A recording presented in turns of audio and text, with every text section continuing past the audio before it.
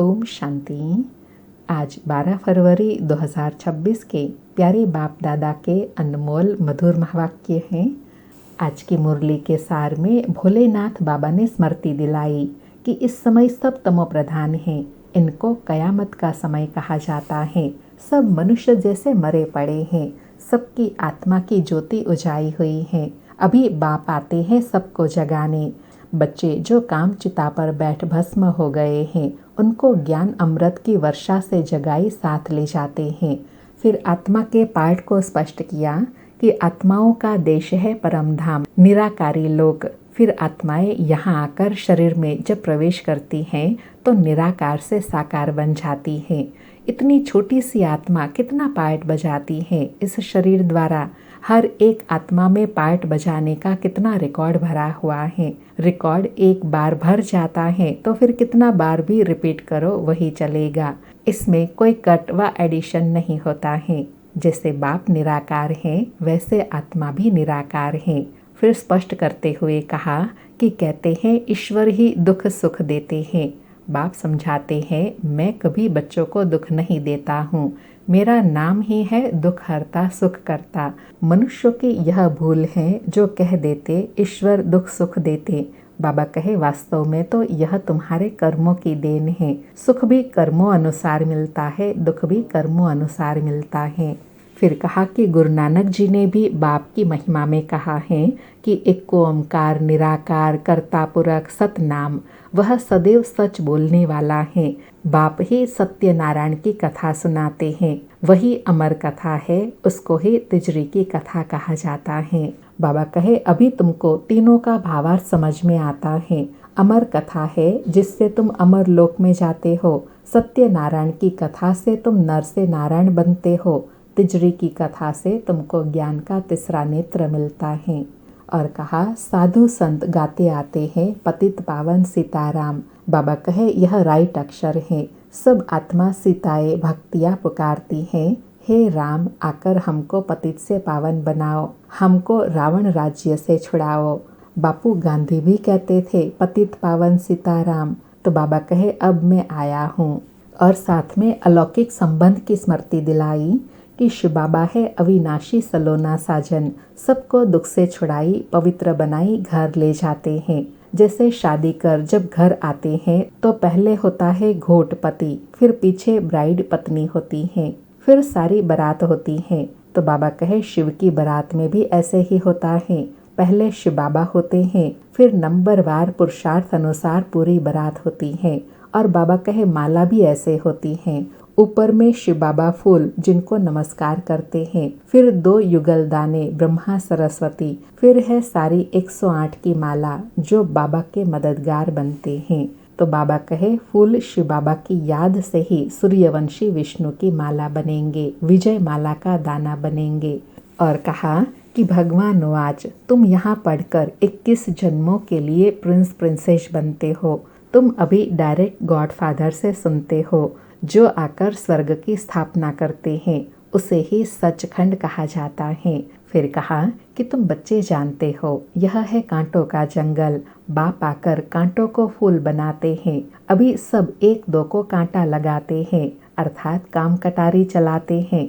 इसलिए इसको कांटों का जंगल कहा जाता है। सतयुग को गार्डन ऑफ अल्लाह कहा जाता है, जहाँ सब आत्माएं एक दूसरे को सुख देती हैं। फिर वही फ्लावर्स कांटे बनते हैं, फिर बाबा कांटों से फूल बनाते हैं। तुम अभी इन कांटों पर 5 विकारों पर जीत पाते हो। फिर बहुत विशेष कहा कि सच्चा सच्चा दशहरा भी तब होगा जब रावण राज्य ही खलास हो जाएगा। फिर तुम लंका को लूटेंगे, अर्थात अपना स्वराज्य फिर से पाएंगे। तुमको सोने के महल मिल जाएंगे। अभी तुम रावण पर जीत प्राप्त कर स्वर्ग के मालिक बनते हो। और लास्ट में कहा कि बाप सारे विश्व का राज्य भाग्य तुम बच्चों को देते हैं। इसलिए शिव बाबा को भोला भंडारी कहते हैं, क्योंकि कितनी साधारण आत्माएं गणिकाएं अहिल्याएं कुब्जाएं हैं। सबको बाबा विश्व का मालिक बनाते हैं। कितना भोला है। आते भी है पतित दुनिया में पतित शरीर में और आकर कहते हैं बच्चे यह अंतिम जन्म पवित्र बनो।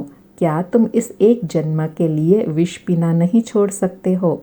बाबा कहे मैं तुमको अमृत पिलाकर अमर बनाता हूँ।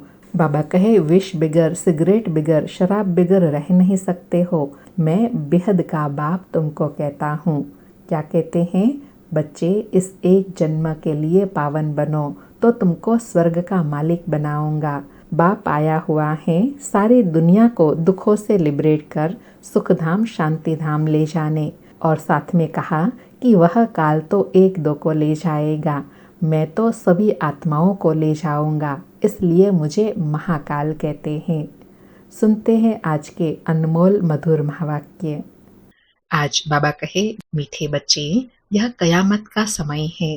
रावण ने सबको कब्र दाखिल कर दिया है। बाप आए हैं अमृत वर्षा कर साथ ले जाने। आज मुरली से प्रश्न है, शिव बाबा को भोला भंडारी भी कहा जाता है, क्यों? उत्तर में बाबा कहे, क्योंकि शिव भोलानाथ जब आते हैं तो गणिकाओं, अहिल्याओं, कुब्जाओं का भी कल्याण कर उन्हें विश्व का मालिक बना देते हैं। आते भी देखो पतित दुनिया और पतित शरीर में है, तो भोला हुआ ना। भोले बाप का डायरेक्शन है कौन सा? मीठे बच्चे, अमृत पियो, विकारों रूपी विष को छोड़ो। आज मुरली में गीत बजा, दूर देश का रहने वाला आया देश पर आए। सारी मुरली से धारणा के लिए सार है। पहला पॉइंट, इस अंतिम जन्म में विष को त्याग अमृत पीना और पिलाना है, पावन बनना है, कांटों को फूल बनाने की सेवा करनी है। दूसरा पॉइंट, विष्णु के गले की माला का दाना बनने के लिए बाप की याद में रहना है। पूरा पूरा मददगार बन बाप समान दुख हरता सुख करता बनना है। आज बाबा का वरदान है, अपनी अलौकिक रूहानी वृत्ति द्वारा सर्व आत्माओं पर अपना प्रभाव डालने वाले मास्टर ज्ञान सूर्य भव। स्पष्टीकरण है, जैसे कोई आकर्षण करने वाली चीज आसपास वालों को अपने तरफ आकर्षित करती है, सभी का अटेंशन जाता है, वैसे जब आपकी वृत्ति अलौकिक रूहानियत वाली होंगी तो आपका प्रभाव अनेक आत्माओं पर स्वतः पड़ेगा। अलौकिक वृत्ति अर्थात न्यारे और प्यारेपन की स्थिति स्वतः अनेक आत्माओं को आकर्षित करती है। ऐसी अलौकिक शक्तिशाली आत्माएं मास्टर ज्ञान सूर्य बन अपना प्रकाश चारों ओर फैलाते हैं। बाबा कहे, जैसे सूर्य अपनी तरफ आकर्षित करता है, वह कोई आकर्षण करने वाली चीज न चाहते हुए भी अपनी तरफ आकर्षित करती है। ऐसे बाबा कहे, जब आपकी अलौकिक वृत्ति हो जाएंगी, अर्थात ऐसी अलौकिक शक्तिशाली आत्मा ही मास्टर ज्ञान सूर्य बन अनेक आत्माओं को रूहानी राह दिखाती रहेंगी। आज का स्लोगन है, सदा स्वमान की सीट पर स्थित रहो तो सर्व शक्तियां आपका ऑर्डर मानती रहेंगी। आज के अव्यक्त इशारे हैं, एकता और विश्वास की विशेषता द्वारा सफलता संपन्न बनो। बाबा कहे, ज्ञानी बनने के साथ साथ स्नेही बनो। स्व की सेवा विश्व सेवा का आधार है। सेवा में सिर्फ 2 शब्द याद रखना। कौन सा? एक निमित्त हूँ, दूसरा निर्माण बनना ही है। इससे एकता का वातावरण बनेगा, एक दो के स्नेही बनेंगे। तेरे मेरे की, मान शान की, टकराव की भावनाएं समाप्त हो जाएंगी। कब? जब निमित्त भाव रहेगा, निर्माण भाव रहेगा, तो वातावरण भी ऑटोमेटिकली एकता वाला बन जाएगा। फिर तेरे मेरे का टकराव भी समाप्त हो जाएगा। अच्छा, ओम शांति। शुक्रिया बाबा, शुक्रिया।